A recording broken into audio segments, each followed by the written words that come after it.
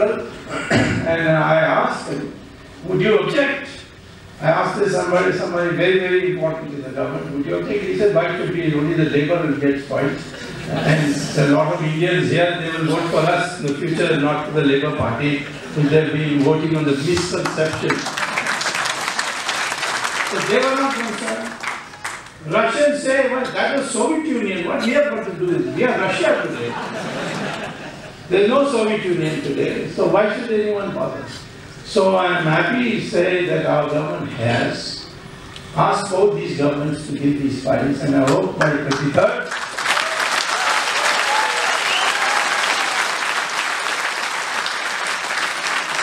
provider, or else we will be sitting under a tree in some panchayat to decide which son should get what proportion of the land.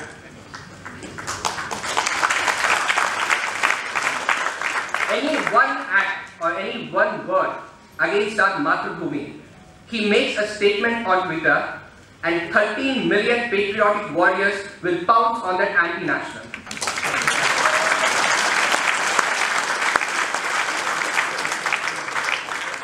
He is the Commander-in-Chief of Virat Hindustan Sangam.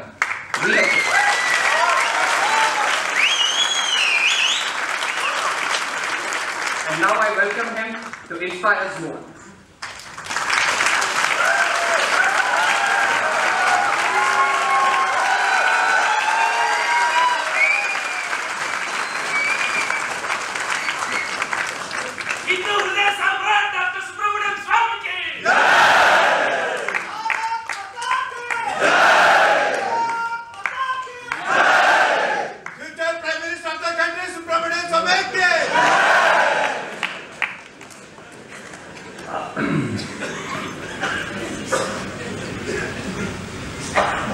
Organizers of this magnificent meeting, General Bakshi, ladies and gentlemen, I can't speak as well as General Bakshi, but I want to correct him on one point. He was wrong when he said that Jawaharlal Nehru was the second Prime Minister of India. To follow this message, and hence we have so many leaders today in the country. He is the one who drafted the actual economic model for India in the 90s. Thoroughly cross-examined him and couldn't break him down. And ultimately, he put it in the secret component of his report, and there was no reference to him in the main report. The evidence of Shri Shamlal Jain of Meerut, and he gave this evidence on 31st/12/1970, and he describes. And I've given this document to your people. I'm sure they'll put it on scan and then give it to whoever wants it, or put it in Twitter. It's a quite bulky testimony, but I've extracted some pages. It's about a 100-page testimony, but I extracted maybe 20 pages. And he says this, that first they asked him, who are you? He said, well, in 1937 there were elections, and I worked for the Congress Party. So he was a member of the Congress Party. Then he goes on to say, then the chairman, that is Justice Khosla, asked him, did you take part in what was your next contact in this matter connected with Subhash Chandra Bose? So he says, did you take, so the question he asks is, did you take part in the INA trials? So Shamlal Jain replies, yes sir. The INA Defence Committee was formed by the Congress under heavy public pressure, not because of the love for Netaji or appreciation for his work, but under heavy public pressure. Jawaharlal Nehru knew me as he had seen me working in the Congress Party office and my capability in typing letters. Jawaharlal has seen my working as a typist with the Congress Party, so Jawaharlal knew me and he called me through his messenger. So the chairman said, where did he call you? He called me to his office, to the office of the INA Defence Committee, which is number 82, Daryaganj office of the INA Defence Committee. What did he say to you?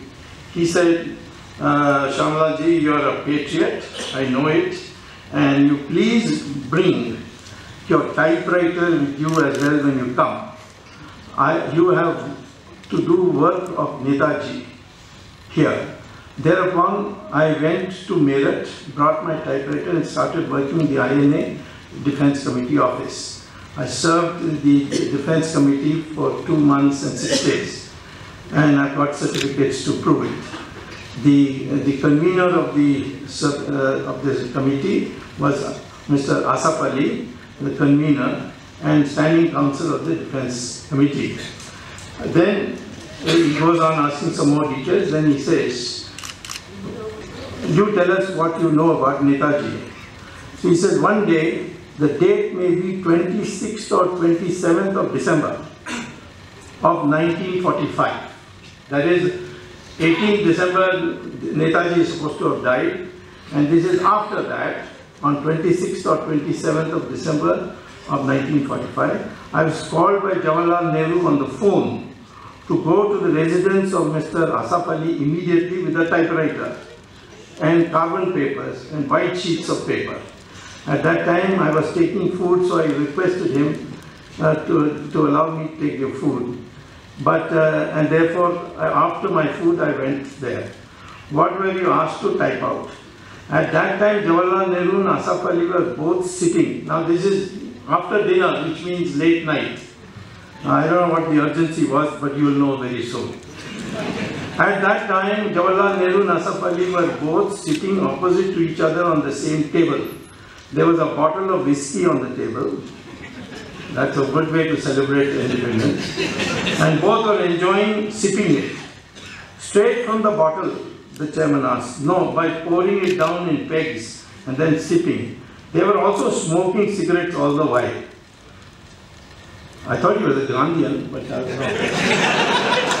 Jawaharlal ji said that he had lots of work to be typed by me. I sat down. He gave me some work to type. After I could type for about half an hour or so, Jawaharlal Nehru drew out a paper from his inner pocket of his achkan and asked me to make 4 copies of the same.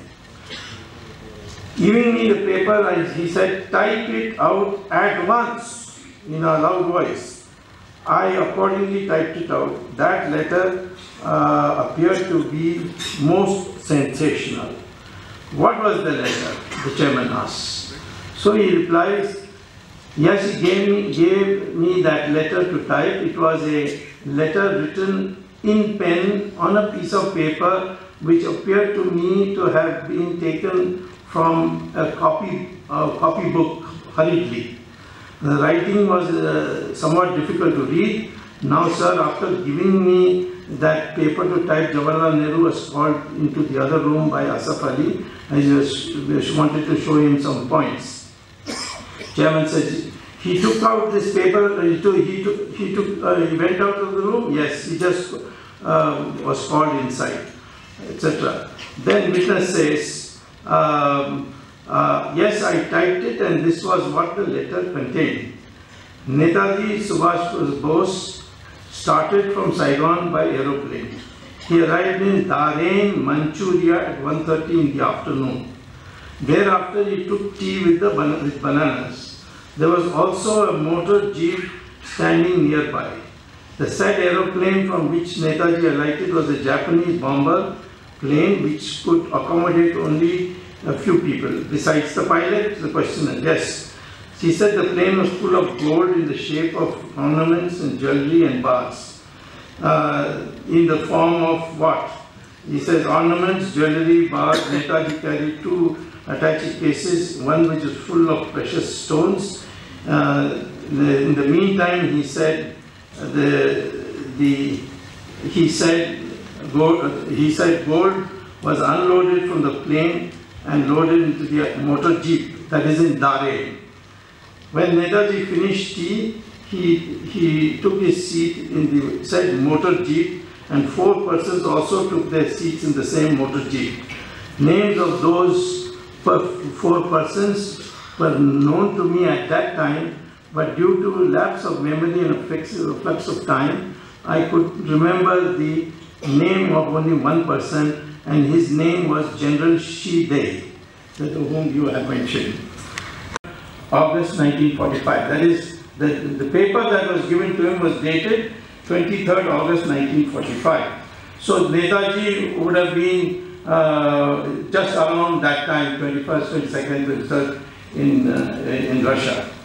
Did you learn the name of the writer? Witness. I inquired of Jawaharlal the name of the writer, but he too could not discern the name from reading the paper. Chairman, you mean say that this could not be read? Witness says, yes, it could not be read. He asked me to write the word illegible. Illegible. So I wrote illegible on it. Okay, then he goes on to say, Chairman, you Mr. Jain, you can continue your story. We have got to the point that we could not read the name of the writer, and the paper taken out of the machine and handed over to you. The witness then says, it's handed over to Shri Jawaharlal Nehru. Chairman says, yes. Thereafter, the witness says, thereafter, my lord, Jawaharlal ji drew out 4 papers from his writing pad, in the left-hand top corner of which was printed Jawaharlal Nehru, etc., etc. So then the witness will say, thereafter he began to dictate me a letter, the contents of which, then the chairman interrupts him. He was reading from that letter. He said, no, he was dictating something on the typewriter, something to me to type on the typewriter. Chairman says, those 4 sheets were blank sheets? Yes, blank sheets, and I inserted the carbons and put them on the typewriter, and thereafter, then the chairman interrupts, 4 copies? He said, the witness says, yes, he wanted 4 copies. Yes. Then the witness says, then Jawaharlal Nehru began to dictate. First thing he dictated was Clement Attlee Esquire, Prime Minister of Great Britain, 10 Downing Street, London. Dear Mr. Attlee, I understand from most reliable source that Subhash Chandra Bose, your war criminal, has been allowed by Stalin to enter the Russian territory, which action of his is a clear treachery and betrayal of faith, as when Russia was an ally of the British and the Americans, Stalin should not have done so. This is just for your information and to be taken notice of. That is a very polite way of saying. Generals won't speak in that language, but diplomats would, or sinister people will, that you know what you have to do. Such was the letter. Now, your lordship, the witness tells the chairman, the contents of this letter that was but typed by me on dictation from Jawaharlal Nehru, I am mentioning from my memory, which is what I remember to the present day. Those were not the actual words that I could be sure of, but this is the main purport of that letter. One thing more I would like to mention is that after I finished the typing job, Jawaharlal Nehru and Asaf Ali used to see that the carbon papers used by me in their letters were got burnt in the Angethi, and Angethi means it's a chula type thing, and there these copies were burnt. Now then you will get the chance to read it. The chairman drills him, asks him several cross questions, etc. But he says, I continue to write to Jawaharlal Nehru even after 1947, that you know very well that Subhash Bose was alive. He didn't die in the crash. You must take it up when Shah Nawaz committee Shah Jahan was not a commission, it was a committee appointed by Jawaharlal Nehru for a special purpose, namely to say that the man died in, Bose died in Taiwan in a plane crash. He wrote at that time too, and he also objected that Shah Nawaz was never Major General, he was some Lieutenant Colonel or something. All these things, there were cross-questioning going on, you can read it for your thing. But the important thing is, which I have verified from Britain, that there does exist letters from Jawaharlal Nehru to the British government during that entire 5 years, 1945 to 50, regarding Subhash Chandra Bose. This was in a file which, when Chandrasekhar sent me the list and said, which do you want to see? I had asked for one which I enclosed in my documents that I'm giving here, and that is something that you should, you will see and you'll be amazed. And there is also attached to the cabinet note which was prepared on after my investigation whether we should get the ashes back or not. Of course, we decided not to get it back. And one of them was file number 12-226/56-PM. And it says, investigation into the circumstances leading to the death of Subhash Chandra Bose. It doesn't say leading to the death of Subhash Bose in Taiwan or Taihoku or whatever that airfield. It simply says the death. So by 1956, Subhash Bose was dead. This is what inference I got. So I asked for the file, and what did they say? It has since been destroyed. By whom? In 1971, by family members are loyal to Subhash Chandra Bose. The present Member of Parliament of Trinamool Congress, Subodh Vyas, is a total traitor to the cause, partly because he is pro-Russian, that is putting it mildly, and he has a living girlfriend who is a Pakistani. So under those circumstances, he is inhibited from supporting Subhash Chandra Bose. Bose lived for 48 years, and his final contribution to the total transformation of the atmosphere which made the British decide to leave, General Bakshi has vividly told us in great detail. The British had won the war, and almost everybody had given up hope in 1944-45. You see, the Times of India is still the same kind of newspaper it was then.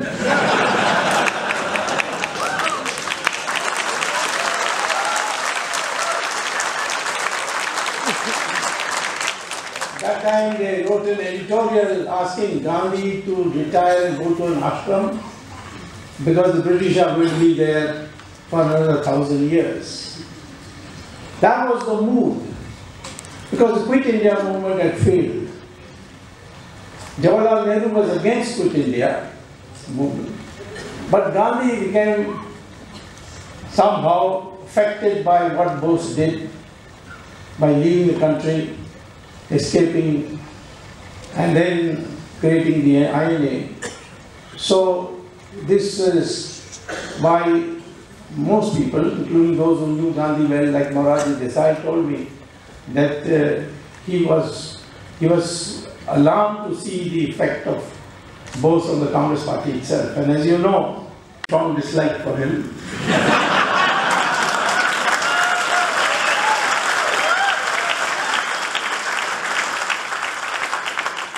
And even in school and colleges, I used to oppose his name, oppose him. But look at the unfairness of this situation. Bose qualifies for ICS, resigns and comes back. We have forgotten him, or at least except his limited admirers, the whole nation, the history books, everything blacked him out. And it's not only Bose who's been blacked off. Our previous fight for freedom was not only Rani Jhansi, but it was also Rani Chennamma here. It was also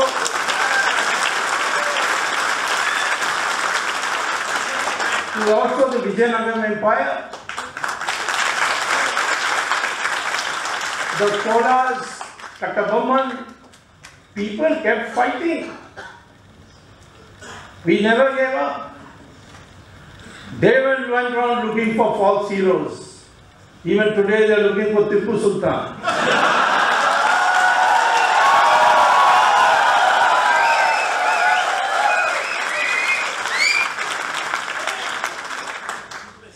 They say Tipu Sultan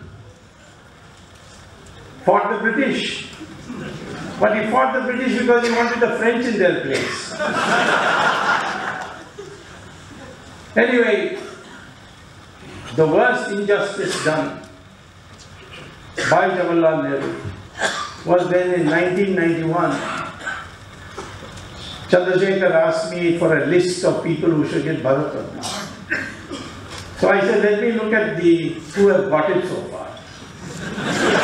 Defeating the candidate of Mahatma Gandhi. And Mahatma Gandhi, during the election campaign inside the party, he said, Pattabhi Sitaramaya is my candidate, his victory is my victory, his defeat is my defeat, and yet the Congress party defeated him, and they both stood.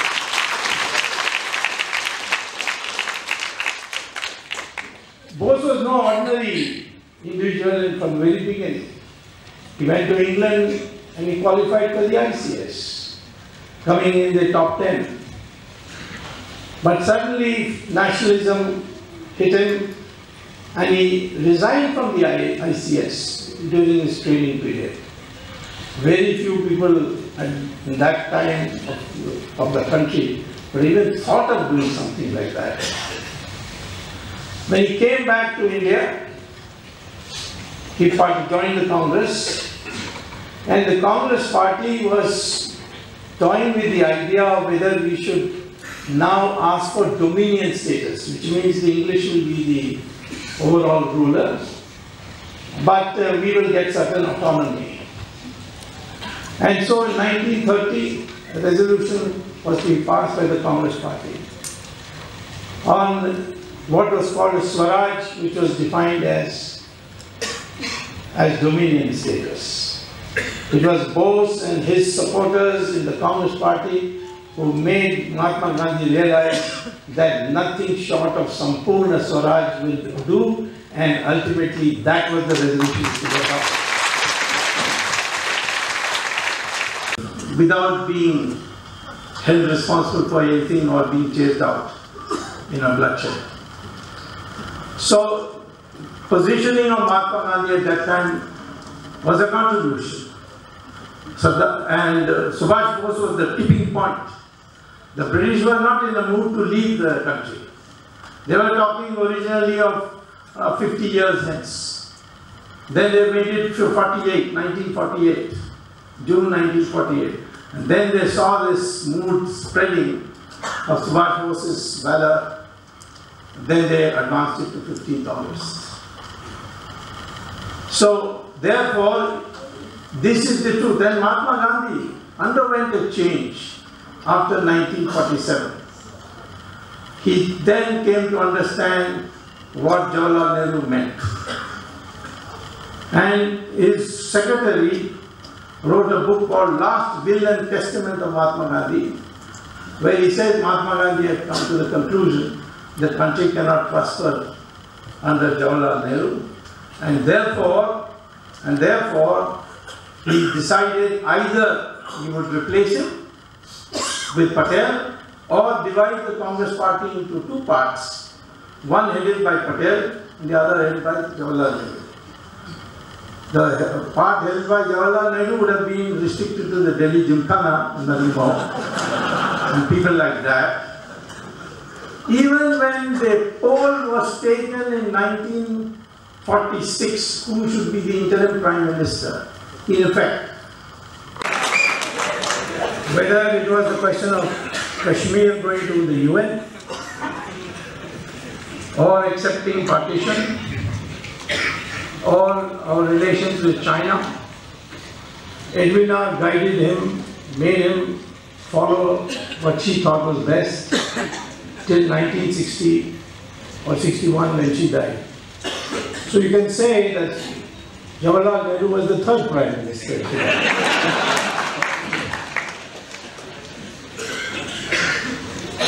Up to the disappearance of Netaji, General Bakshi covered the subject magnificently. So I'll first deal with, before starting the INA, some of the remarkable achievements of Subhash Bose. And then after,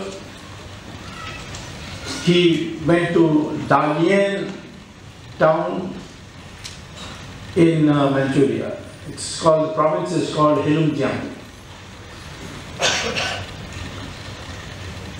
I have taken interest from a long time in Subhash Chandra Bose's whereabouts. In fact, in some of the documents I'm releasing today includes letters between me and Morarji Desai when he became Prime Minister on a question of the treasure of Netaji Subhash Chandra Bose.